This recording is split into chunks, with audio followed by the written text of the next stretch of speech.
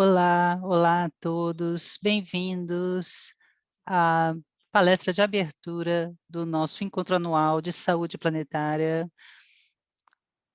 tendo como anfitriões o Planetary Health Alliance e a USP. Essa conferência faz a ponte entre comunidades para chegar a uma transição viável. Eu gostaria de dar as boas-vindas a todos vocês aqui hoje, estar com vocês, estabelecer relações com vocês, ao começar a jornada dessa semana, para restabelecer, reconectar, revitalizar e interconectar com todos os nossos familiares da Mãe Terra, independente se tem 2 pernas, 4 pernas, caules, asas, cada uma dessas famílias tem sua própria história sobre como viver juntos, de uma forma positiva no planeta. Meu nome em inglês é Nicole Hedvers, meu nome tradicional é Nikose, e sou parte de uma nação indígena do subártico do Canadá. Na minha região, nós falamos de D, significa fluxo, e Ne significa terra. Usamos, então, os fluxos da terra para as pessoas e das pessoas para a terra, como uma conexão entre a terra e o espaço. O conceito desse fluxo entre a terra e as pessoas cria uma cultura, e esses ensinamentos falam da essência do nosso ser. Quando há a separação da terra, acontece a disfunção. É importante saber que o meu estilo de vida indígena, falar da minha forma de saber, são milhares de anos que estão armazenados junto à minha história. Com isso vem a responsabilidade de honrar e agradecer a Mãe Terra em primeiro lugar, além dos meus e dos seus ancestrais, nosso presente, passado e futuro, nas 4 direções. Gostaria de agradecer, então, aos povos indígenas, anteriores proprietários das terras da USP, onde também estamos onde estão nos recebendo nesse evento, e também aos povos indígenas, que eram os antigos proprietários da Universidade de Minnesota. Gostaria de agradecer, então, a todos os povos indígenas, estamos gratos pela sua presença aqui, e o nosso objetivo é continuar ampliando sua voz nesse espaço tão importante. Agora tenho o prazer e a honra de apresentar nossa oradora muito especial de hoje, Dr. Robin Wall Kimmerer, membro da nação Potawatomi. Ela é mãe cientista, professora condecorada, autora de muitas publicações, incluindo o livro impressionante Trançando o Capim Verde, Sabedoria Indígena, Conhecimento Científico e o Ensinamento de Plantas e Músicos. É um dos meus livros favoritos. Recentemente ela falou na ONU sobre a nossa relação com a natureza. É fundadora e diretora do Centro de Povos Nativos e Ambiente, cuja missão é criar programas que ensinam a sabedoria dos povos indígenas e conhecimentos científico para a sustentabilidade. Eu aprecio muito sua abordagem do seu trabalho, construindo as relações com a Terra para um entendimento mais profundo, respeito, relevância, reciprocidade e responsabilidade em ensinamentos sobre nossas relações com plantas e outros elementos e seres planetários. Ela escreveu que a ciência poli o dom de ver. Vamos acolher, então, a doutora Robin Wall Kimmerer. Muito obrigada por estar aqui e compartilhar hoje aqui o seu conhecimento. Maci. Miigwech Nicole, muito obrigada por essa linda apresentação. E eu vou dizer na nossa língua Potawatomi.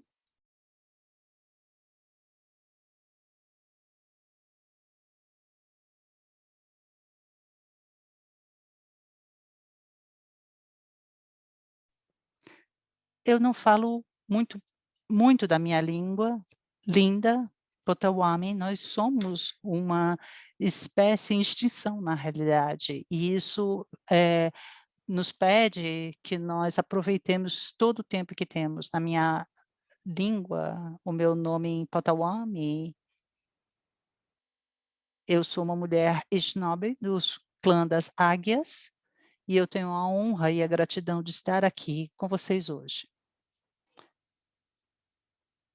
Nós passamos muito tempo, em geral, do lado de dentro da casa, olhando para as telas, como estamos fazendo aqui e agora, então, agora eu vou trazer, então, a nossa família para se juntar a nós, no nosso protocolo Potawatomi. Nós sempre começamos tudo com gratidão, nós acolhemos uns aos outros como pessoas e agradecemos pelo privilégio de estar na companhia um dos outros, nesse lindo dia. Que estejamos todos saudáveis, íntegros, com gratidão na hora que pisamos, na terra pela primeira vez no dia, devemos agradecer por tudo que nós temos, o ar para respirar, um copo de água para beber, a companhia de nossa família, amigos e o amor, de amigos. A gratidão de cada um de nós pela nossa terra, a nossa dívida ainda pendente com a nossa história, pela nossa terra e conhecimento do florescimento desse lindo planeta. E agradecemos pelas dádivas do planeta, com os quais somos agraciados a cada dia.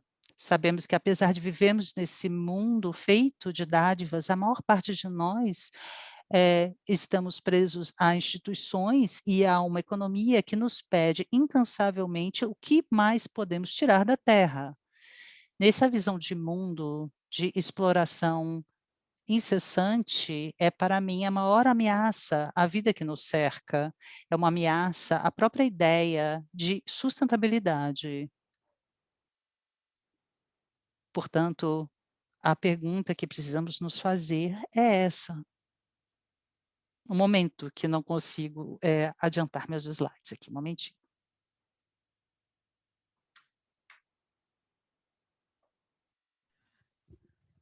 Vamos lá. O que a Terra está nos pedindo? Acho que essa é a pergunta. E essa pergunta, o que nós podemos oferecer, isso faz muito parte da tradição indígena. Hoje eu gostaria de falar o quanto a gente aprende, o quanto a gente entende a respeito das relações com esse mundo vivo, abordando aqui a lente da ciência ocidental e a lente da ciência indígena. Vamos pegar, por exemplo, esse termo sustentabilidade, que é o tema que nos reúne aqui hoje, não é? Existe essa noção de que sustentabilidade significa aí uma definição convencional. Temos elas aqui. Todo mundo conhece isso, a gente nem precisa ler isso.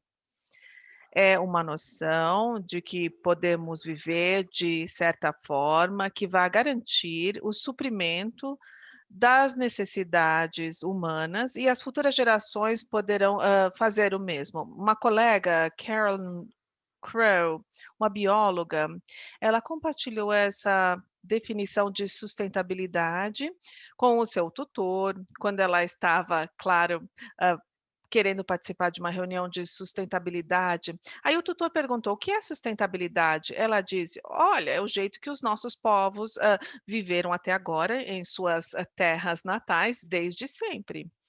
E eles leram as definições, discutiram as definições, e ele disse: "Olha, você vai para essa reunião, mas você, por gentileza, leve essa mensagem. Estão tentando descobrir uma maneira de continuar da mesma forma, capturando apenas. Quando os seus pés tocam na mãe natureza, na mãe terra, pela manhã, a gente tem que considerar o que a gente tem a oferecer também. E dentre os ensinamentos dos povos indígenas, nós dizemos que cada um de nós tem talentos, dádivas e responsabilidades. Nós, assim como as estrelas, nós temos um brilho. E as estrelas têm a responsabilidade de nos guiar, durante a noite, e os pássaros têm a responsabilidade e o talento de cantar. Nós também, nós temos talentos e responsabilidades, dádivas e responsabilidades. E a gente vem ignorando isso. Na minha opinião, nos últimos séculos, na vida de nossa espécie, a gente vem fazendo um experimento sem intenção, que tem manifestações bastante tangíveis. Bom, sem pensar, sem querer, a gente veio se perguntando: e se a gente acreditar nessa pirâmide do excepcionalismo humano, de milhões de espécies que já habitaram esse planeta, por que a gente merece mais a riqueza da Terra do que qualquer outra espécie? O excepcionalismo humano, acredito eu, é a fundação, o fundamento de várias de nossas crises. E não é apenas isso, não. Quando a gente pensa a respeito desse experimento não intencional que a gente está fazendo, as leis, algumas delas são leis naturais que restringem o crescimento e o consumo, elas não se aplicam a nós, porque a gente está lá no topo da pirâmide. As leis da termodinâmica foram rejeitadas, refutadas, em nome de nossa espécie, para que a gente pudesse crescer infinitamente num planeta que é finito. Então, eu não acho que isso está até certo. Esse experimento testa a hipótese. O que aconteceria se nós nos comportássemos de maneira que o planeta Terra não fosse nada, fosse algo apenas utilitário? Essas coisas, essas coisas todas pertencem a nós, é isso que a gente acha. Mas nós sabemos o resultado desse experimento, não é? E a gente fica aqui à beira de um precipício, à beira da catástrofe climática.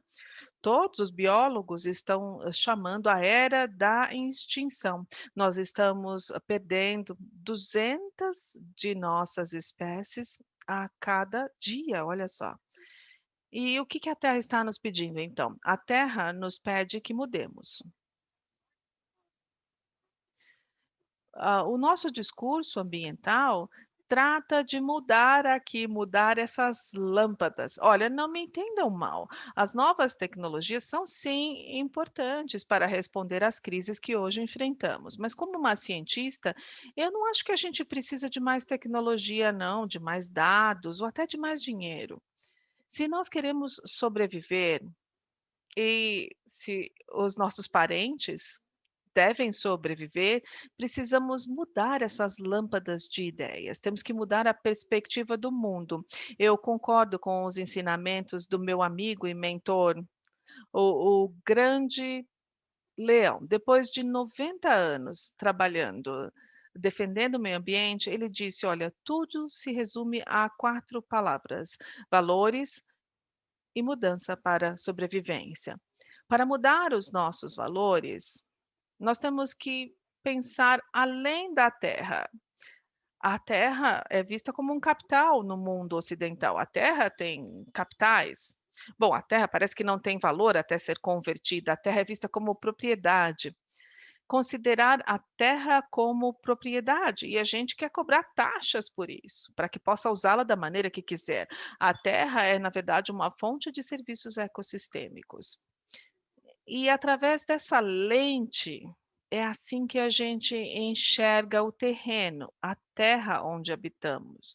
Mas se olharmos as terras indígenas, a terra é a fonte de nossa identidade. A terra é algo que nos sustenta, a Terra é o nosso lar, não apenas para nós, mas para os parentes dos seres humanos.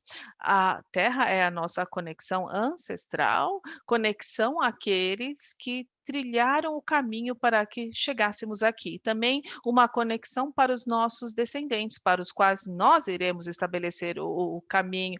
É o nosso professor, a Terra também é fonte de conhecimento, o nosso curador, a Terra é o nosso espírito, é algo que nos cura. E a terra não é apenas um direito à propriedade, a terra é onde nós fazemos a nossa responsabilidade moral sobre a criação vigorar, porque a terra é sim algo sagrado. E nos últimos 500 anos, eu acredito que estávamos vivendo nessa época de erro profundo. Mas durante boa parte da estada humana no planeta, nós tivemos essa ilusão do excepcionalismo humano, mas antes tínhamos culturas que nos viam não apenas como mestres do universo, mas como jovens irmãos da criação. E a perspectiva científica que domina tanto o nosso cenário, como se fosse uma monocultura nos últimos 500 anos, gerou grandes ganhos na qualidade da vida humana. Sem dúvida, claro, e também trouxe grandes avanços e conhecimento. Mas a gente não precisa de mais conhecimento nesse momento. Nesse momento, a gente precisa de sabedoria. E gerar sabedoria isso não está baseado apenas na ciência. Precisamos de uma ciência que se baseie sim na mente, no corpo, nas emoções e no conhecimento espiritual também. Precisamos de conhecimento ecológico, tradicional e sua sabedoria. Isso é baseado no reconhecimento de que nós, humanos, não estamos no topo da pirâmide da vida, nós somos apenas um membro dessa democracia de espécies governada por leis de interdependência, ou seja, é um modelo de compartilhamento. Essa época em que vivemos, de grande mudança, de grandes escolhas, elas foram preparadas pelos nossos ancestrais, ensinando as profecias do sétimo fogo. Ou seja, é uma história linda, bastante longa. É uma história importante contada pelo o povo Anishinaabe, que é o povo dos Grandes Lagos. Eu vou compartilhar apenas um pequeno fragmento dessa história hoje aqui com vocês. Ou seja, nessa história, o fogo é visto como o nosso fogo espiritual, ou seja, as tradições culturais, e modos de vida, mas cada fogo também se refere a uma era histórica. E parte da história dos nossos povos estão ligadas à migração. Desde quando nós começamos lá com os nossos parentes Wabanaki, o ensinamento do povo dos Sete Fogos trata de todas as mudanças que irão ocorrer até a chegada a Turtle Island, através dos Sete Fogos, que são períodos históricos. Há histórias de perda, de tragédia, de resiliência audaciosa também, a chegada dos peregrinos e também as perdas resultantes do colonialismo e do genocídio. É dito que cada vez que eles migravam para o oeste, porque os alimentos cresciam aí à beira da água, para a sua terra natal, para que fosse duradoura, conta-se que ao longo do caminho, profetas surgiram que avisavam a respeito das mudanças que viriam. Nós podemos considerar essas épocas de perda. As pessoas foram separadas da sua terra, elas foram separadas dos outros.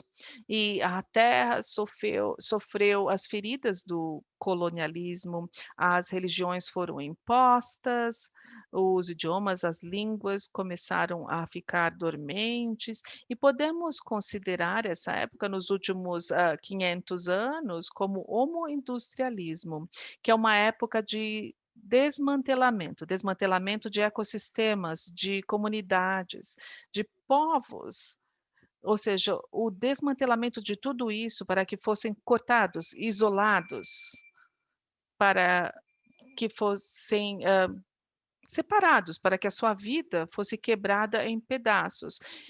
Ou seja, muitos de nós nos sentimos como externos, a gente não tem mais a sensação de pertencimento, não nos sentimos mais como membros dessa sociedade.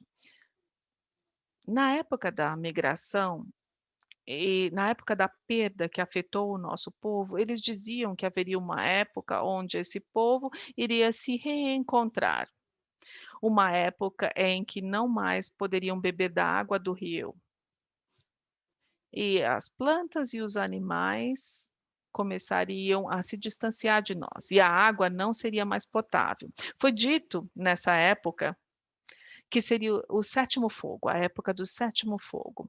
E os nativos e todos os povos do mundo ficariam nessa bifurcação, como se fosse numa estrada, num caminho. E tudo isso vem acontecendo. Nós sabemos que estamos hoje nessa bifurcação. E é isso que nos reúne nesse seminário de hoje. Na minha imanização, um dos caminhos ele é verde, entremeado pelo verde, e a gente pode caminhar por esse caminho. E o outro caminho ele é negro, queimado e feito de espinhos que podem cortar os nossos pés. E a profecia diz que a gente tem que escolher o caminho do materialismo, que vai destruir o planeta Terra, ou eleger o caminho do cuidado, da compaixão, da moderação e da boa vida em equilíbrio. E nós sabemos o que desejamos, mas, foi-nos dito que a gente simplesmente não pode seguir adiante. O povo do sétimo fogo deve voltar para trás, resgatar o que ficou de nós, no caminho lá dos ancestrais. Os ensinamentos, as canções, as histórias, tudo isso é importante e há muitos, assim, irmãos dos humanos que foram perdidos, assim como as nossas línguas. Nós temos que reencontrar tudo isso e colocar esses medicamentos no dia de hoje, algo que vai nos curar. Aí sim poderemos seguir adiante nesse caminho verde. O que a gente encontra aí no caminho dos ancestrais que vai nos curar, que vai restabelecer o nosso equilíbrio? O que que a gente ama tanto? O que que a gente quer resgatar para trazer para esse novo caminho, para que a gente possa cruzar com segurança para o outro lado? Bom, existe sim um outro lado. A profecia ensina que o povo do sétimo fogo vai precisar de muita coragem, muita criatividade, muita sabedoria, mas eles vão nos liderar na direção da luz do oitavo fogo, que é o fogo da amizade e o fogo da paz. A paz com o mundo e a paz entre nós. Disse que nós somos esse povo, o povo do sétimo fogo, você e eu.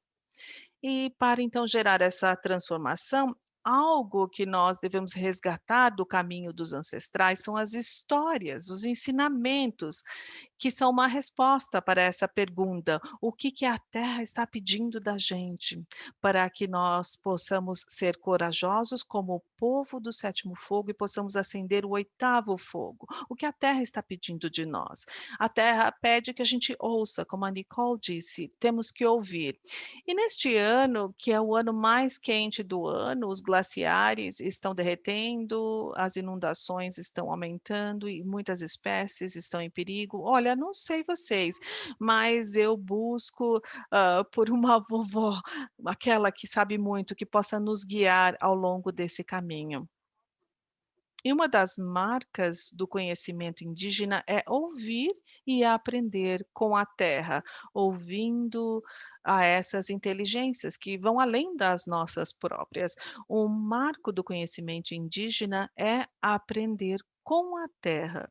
Nós não temos que inovar e sair desse dilema sozinhos. Nós temos os nossos ancestrais, aqueles que são mais velhos, que nos ensinam, temos as plantas. Em muitas tradições indígenas, as plantas são vistas como as professoras mais antigas, porque elas estão aqui há muito mais tempo do que a gente, elas incorporam os rituais de generosidade. Então, quem melhor para nos responder? Nós temos que buscar orientação das plantas, sim. São aquelas que capturam ar, luz e água e transformam em alimento. E aí elas doam isso. Quem que gera os medicamentos? Quem que distribui esses medicamentos gratuitamente para todos nós? Então pode ser sim que a gente aprenda muito com as plantas. E os cientistas avançados estabeleceram esse paralelo, que é uma nova era de estudo com base na inteligência da natureza, para gerar soluções para os problemas que se chama biomimética. São as noções que nós podemos aprender do mundo natural, como as naturezas geraram sim soluções. A ciência da biomimética esteve restrita a aprender a respeito de produtos que podem ser feitos. O que me interessa é o que esses produtos podem nos ensinar sobre como a gente deve viver. E se as plantas são os nossos professores nessa época de crise, o que que as plantas podem nos ensinar para que possamos responder à mudança climática, se a gente quisesse ouvi-las e aprender com essas plantas? As plantas sabem o que fazer a respeito da mudança climática. Elas não ficam debatendo as estruturas de carbono. As plantas trabalham, elas representam um modelo para a transformação que precisamos. Pensem sobre isso. Muitas já se converteram completamente para essa economia solar. Vocês já ouviram dizer que o Richard Branson, o empreendedor, estabeleceu o desafio da Terra para projetar novas tecnologias que vão remover o dióxido de carbono da atmosfera e armazenar isso, enquanto nós estamos nos transformando numa economia livre de combustível fóssil. Nós temos muita tecnologia, nós temos a implementação da criatividade humana e o preço são 25 milhões de dólares. Olha só, a genialidade humana pode ser sim parte da solução também, mas temos que ter em mente de que já existe um sistema que retira o carbono da atmosfera e armazena isso já há séculos e que tem mais efetividade, gera oxigênio ao mesmo tempo e protege a biodiversidade, purifica a água, faz os pássaros cantar e faz com que nos sintamos felizes e em paz. É o que chamamos de floresta, não é? Então eu digo, vamos dar o prêmio para as árvores. As plantas não emitem CO2 na atmosfera, elas sequestram o CO2 e os corpos nos troncos das árvores e nas suas raízes, as raízes de gramíneas de matéria orgânica na forma de solo. As plantas vêm sequestrando carbono desde o princípio dos tempos, removendo isso do ar e colocando no solo. Então, vamos seguir a liderança das plantas, vamos nos unir a esse movimento para manter o carbono no solo. O que as plantas fazem quando o clima muda? Bom, se houver mais CO2, como ar, elas podem crescer mais rapidamente através do que chamamos fertilização baseada em CO2. Mas elas tentam muito, mas elas estão lutando contra fatores que são limitadores. Elas crescem, mas acabam ficando sem nutrientes ou nitrogênio, e acabam ficando sem solo e sem água, que cada vez mais fica escasso, não é?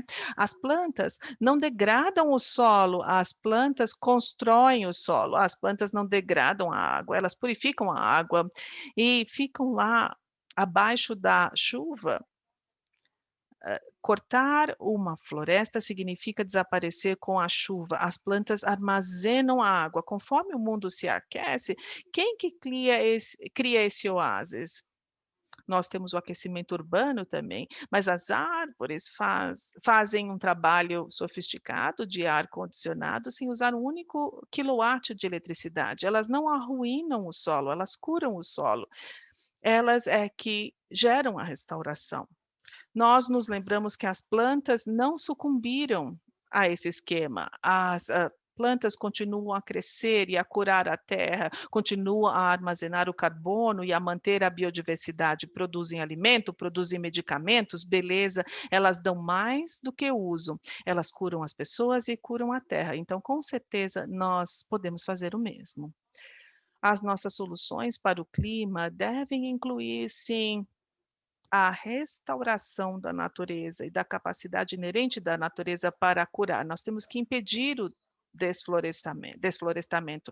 Temos que replantar, fazer a restauração ecológica, proteger os pântanos, promover uma agricultura regenerativa, tudo isso que nós conhecemos para que as plantas façam o seu trabalho. Nas nossas soluções climáticas, 8% apenas dos recursos fluem através dessas soluções que são baseadas na natureza. E a triste verdade é que os modelos baseados em orçamentos de carbono. A triste verdade é que os modelos de carbono já indicam que já ultrapassamos do ponto onde podemos contar apenas nas florestas para restabelecer o equilíbrio do dióxido de carbono. Mesmo se a gente puder proteger e revigorar isso, a gente já jogou muito carbono na atmosfera, já cortamos e desflorestamos muito. Então, no curto prazo, nós afetamos a habilidade do planeta de responder. As plantas não conseguem mais fazer isso sozinhas, elas precisam de nós, e nós precisamos uma mudança de sistema para reverter a mudança climática. Então, sim, os indivíduos são parte da solução e todos nós sabemos que nossas ações individuais são Na realidade, uma fração pequena perto a das empresas, e indústrias alimentadas por, combustíveis fósseis e uma economia que incentiva a destruição pelo ganho, privado. É hora de imaginar e implementar uma nova economia para o futuro, baseada nas ideias ancestrais. Já não é o suficiente proteger o que sobrou no mundo vivo, precisamos curar as cicatrizes, as feridas que, causamos. E o que a terra pede de nós? Restauração, para colocar as nossas dádivas e responsabilidades em equilíbrio. A restauração dos ecossistemas é uma forma mais profunda de cura planetária, é uma forma pelo qual podemos devolver em retorno todas as dádivas que a terra nos deu. Mas ao trabalhar no campo de ecologia e restauração por algum tempo, eu passei a entender que não é apenas a terra que foi destruída, é a nossa relação com a terra, sim, que foi quebrada. O nosso trabalho, então, é curar essa relação com a terra e, ao mesmo tempo, que curamos a mãe terra em si. Meu amigo e colega Gary Nebraham diz que restauração precisa incluir o que ele chama de rehistoriação. Na rehistoriação, temos oportunidade, então, de mudar essa visão do mundo, contar uma história diferente da nossa relação com a Terra.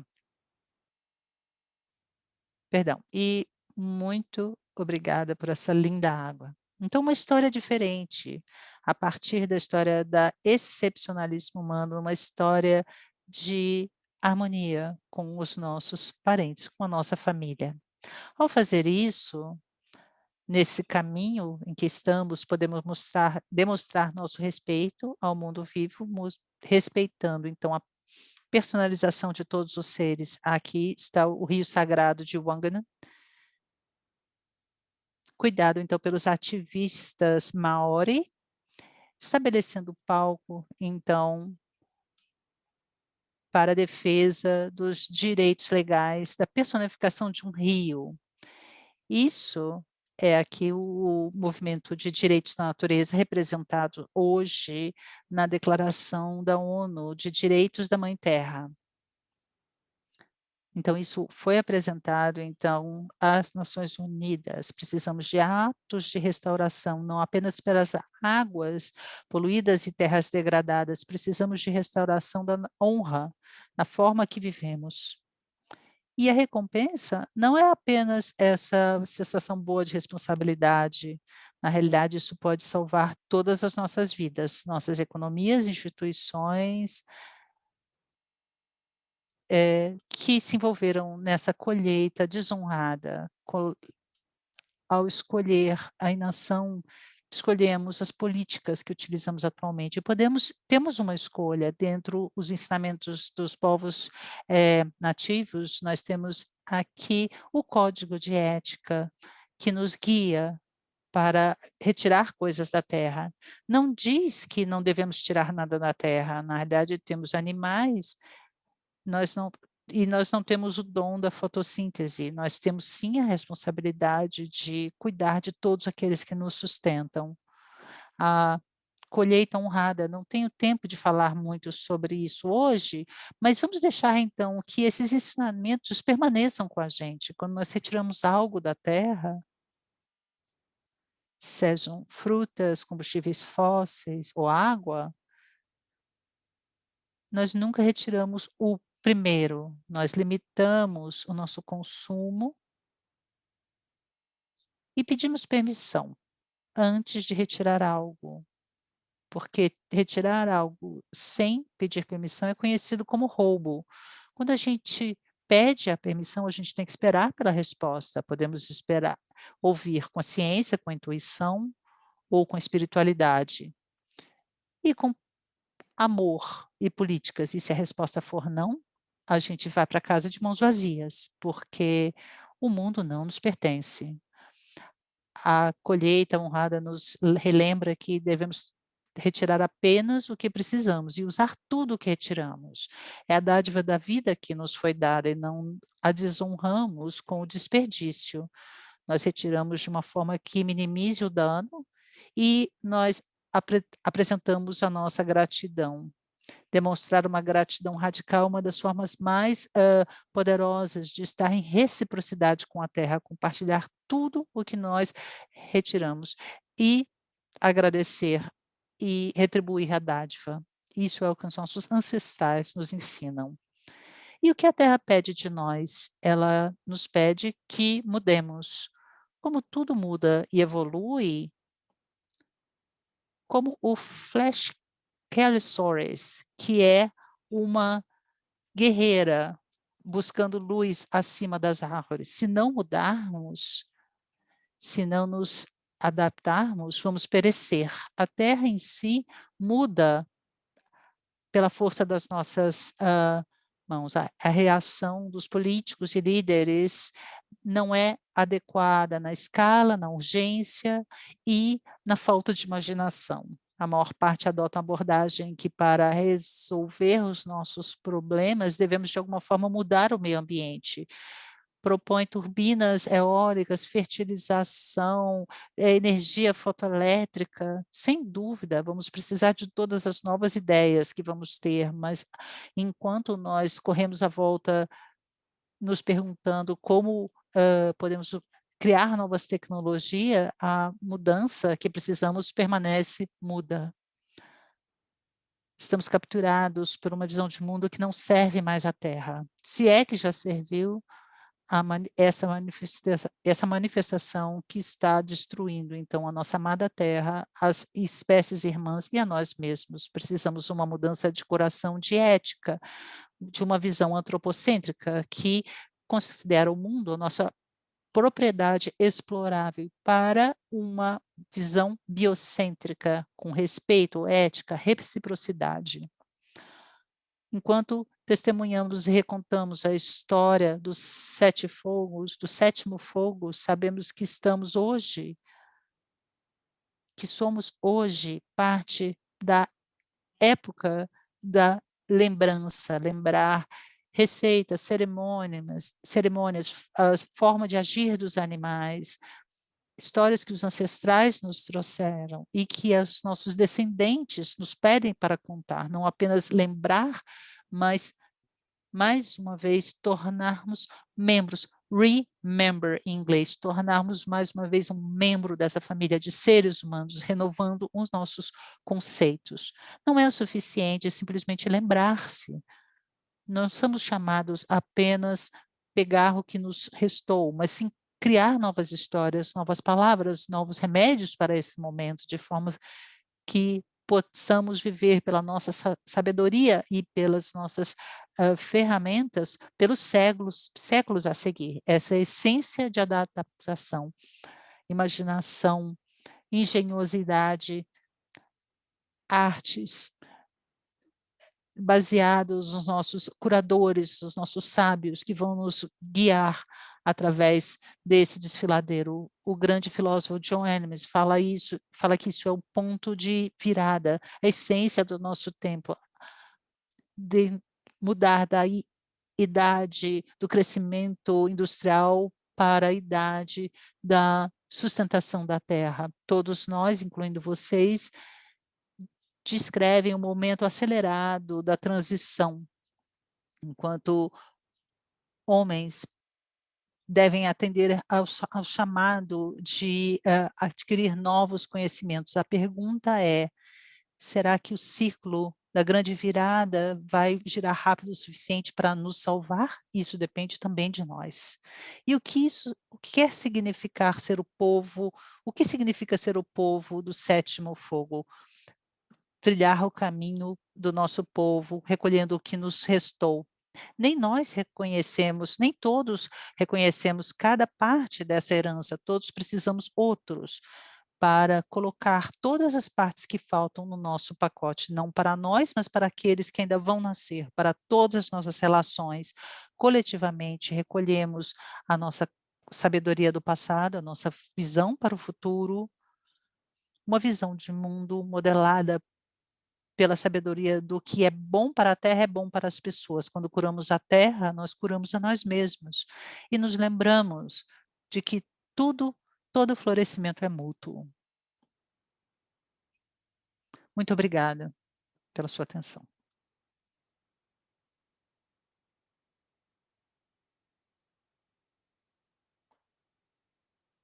Uau, doutora Kimmerer, eu sou Sam Myers, diretor do Planetary Health Alliance. Eu tenho a honra de trazer as perguntas, de quem está nos ouvindo. Temos aqui um quadro de perguntas e respostas e temos alguns minutos, então, para as perguntas. Mas o que eu gostaria agora, na realidade, é sentar em silêncio com você, sem ter que falar, porque suas palavras foram lindas e há tantos fios aí no que você fala que ressoam dentro da comunidade de saúde planetária, em particular o entendimento de que inovação e as nossas tecnologias, na realidade, sã são importantes para descobrir como viver numa terra com uma pegada ecológica menor, mas não serão suficientes. E que precisamos, o que nós chamamos de uma grande transição. Esse encontro é justamente sobre esse grande círculo de mudança. Precisamos de uma nova história, de um novo caminho. E vou começar perguntando, ao mover-se pelo mundo, compartilhar sua perspectiva, você já viu sementes, mudas, esforços iniciais nessa mudança, na visão do mundo? Você falou sobre como fazer isso. Essa seria a primeira pergunta. Ao educar nossos filhos, por exemplo, eu penso sobre academia, universidade, onde você trabalha, onde eu trabalho, onde esse tipo de essa tipo de sabedoria que você compartilha está virtualmente ausente. Como, então, mudar essa história? Eu sei que a gente sempre pensou que inovação e tecnologia fariam isso, mas como sociedade global, como podemos mudar essa história? Como nós podemos falar do nosso lugar no mundo e a nossa relação com a terra e a natureza? Em primeiro lugar, gostaria de responder ao seu comentário, se você me perguntou se eu vejo isso acontecendo no mundo, e eu queria dizer que vejo sim, eu imagino que vocês também somos polinizadores dos serviços da vida. Não, isso não está acontecendo com os nossos líderes, mas há pessoas que já assumiram essa responsabilidade de liderança e aí vamos sim fazer isso. Vejo todo tipo de iniciativa e de formas inovadoras de ouvir a terra e modelar os nossos comportamentos de acordo com isso. Como mudar? Então, como mudar a história? Eu, na realidade, tenho um desespero a respeito disso, porque quando eu penso em como mudar a história, mas depois passei a entender, ao falar com tantos ancestrais e anciãos que compartilham esse conhecimento, temos que lembrar dos ensinamentos de que diz que a única coisa que podemos mudar somos a nós mesmos.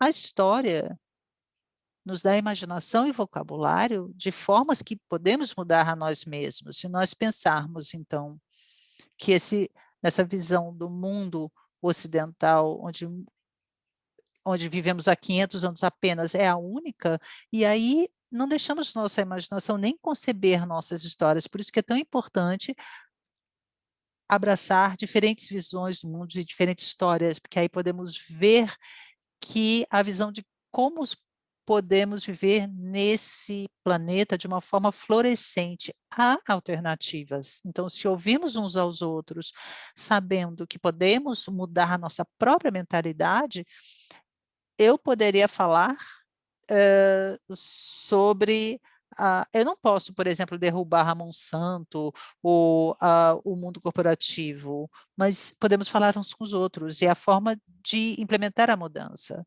Quando nós nos recusamos a, ser cúmplices, então aí podemos ver a destruição do sistema. Obrigado, olhando as perguntas, eu estou vendo aí que há uma mescla de gratidão pela inspiração que você nos trouxe. Há uma pergunta aqui sobre a sua visão, de como falamos para as pessoas que não acreditam de que a saúde planetária é o caminho certo. E como compartilhar então esse, diagnóstico? Como abrir a atenção das pessoas e seus ouvidos para essa nova história que nós precisamos contar? Acho que uma das partes importantes, então, dessa história, vem de todos nós nos perguntando: "Estamos sendo bons ancestrais?".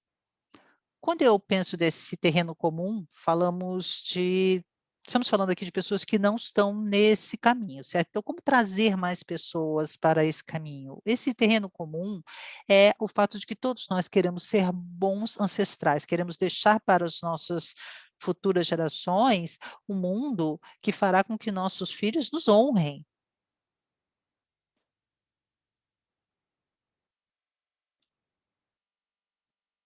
Isso quer dizer priorizar o ar que respiramos, ser capaz de viver na companhia de animais e pássaros. Todos nós queremos isso. E eu acho que essa é a forma, ajudar a todos a se perguntar o que isso quer dizer ser um bom ancestral. Faz muito sentido. E uma das coisas que nós enfrentamos no campo da saúde planetária é identificar formas de que integrem todas as diferentes formas que estamos destruindo e transformando os sistemas naturais do planeta. E trazer isso em foco, em termos de bem-estar e saúde humana. E há uma ciência, então, por trás disso. Não podemos continuar nesse caminho, não apenas porque moralmente é errado, mas também representa uma ruptura com a natureza e é completamente inconsistente com a proteção da saúde dos nossos filhos. E não há nenhum grupo em nenhum lugar do mundo que não esteja preocupado com as gerações futuras. Então, nós temos que entender que a parte mental com a nossa parte mental, que esse caminho não funciona, se queremos proteger a saúde dos nossos filhos. Isso cria uma abertura, talvez, no coração das pessoas para novas histórias. Me parece que a pergunta é: como comunidade, como estar pronto com essas histórias, conforme as pessoas se tornem mais receptivas a ouvi-las. Não sei se você tem algum pensamento sobre isso, como se preparar para esse momento e criar receptividade. Olha, essa pergunta é maravilhosa. Eu pensei muito sobre isso em termos de quais são, então, as histórias mais atraentes. E quando analisamos a tradição de contação de histórias indígenas, ela está plena de histórias que, eh, te dizem o que acontece quando desrespeitamos a água, ela não vem mais, quando desrespeitamos o milho, ele não cresce mais no ano seguinte. Então, são assim, ensinamentos sobre as consequências das coisas. Eu acho que temos uma tremenda oportunidade de nos distanciar, não apenas de pensar de onde queremos, ir para um novo lugar, para uma nova história, não pode só ser tudo isso baseado no medo.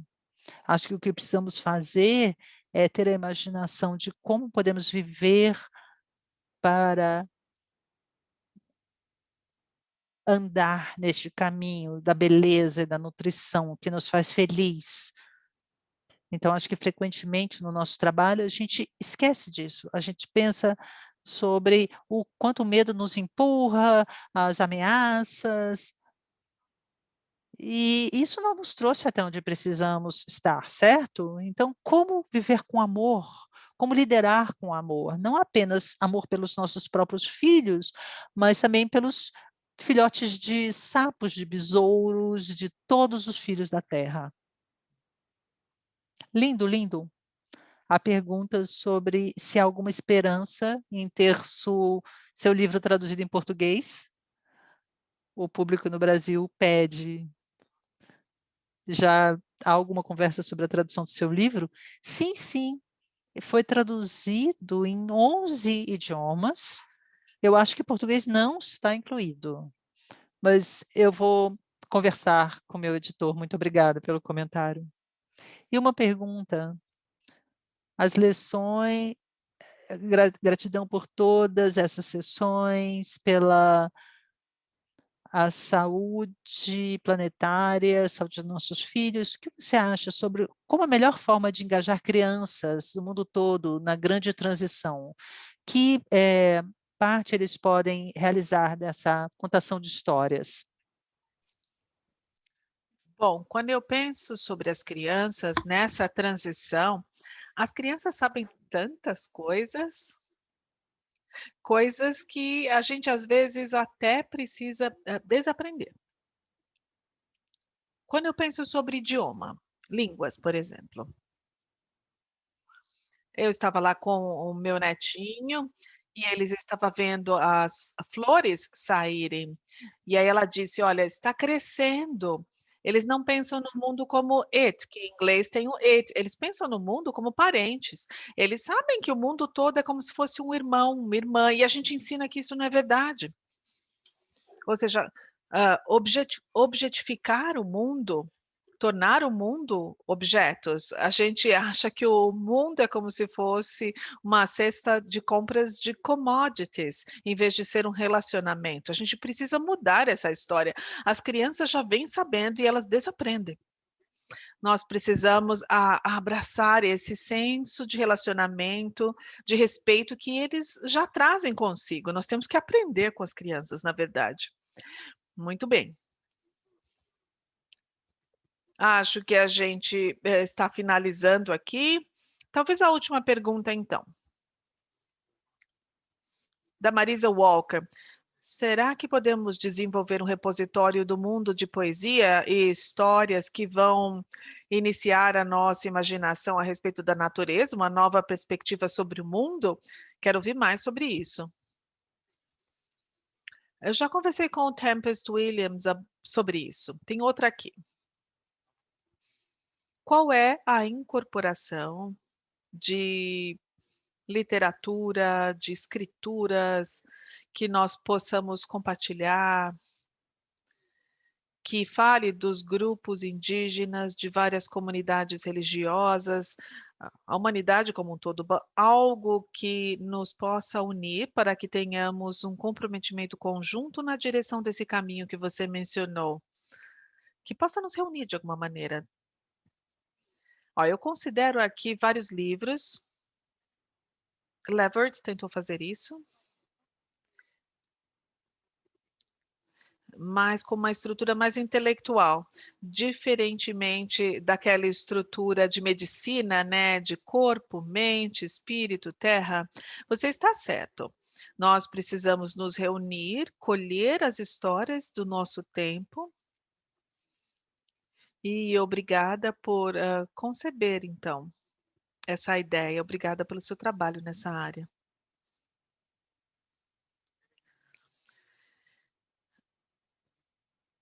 Temos que encerrar, acabei de receber uma mensagem, eu tenho que fechar.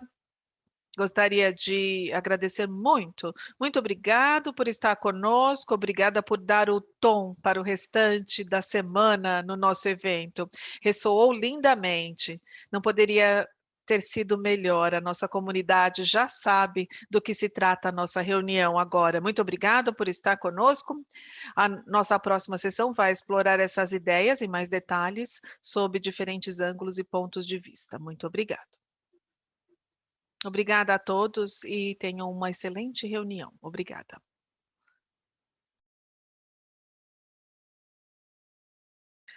Todos são bem-vindos a participar da próxima sessão, que começará brevemente, em menos de 10 minutos.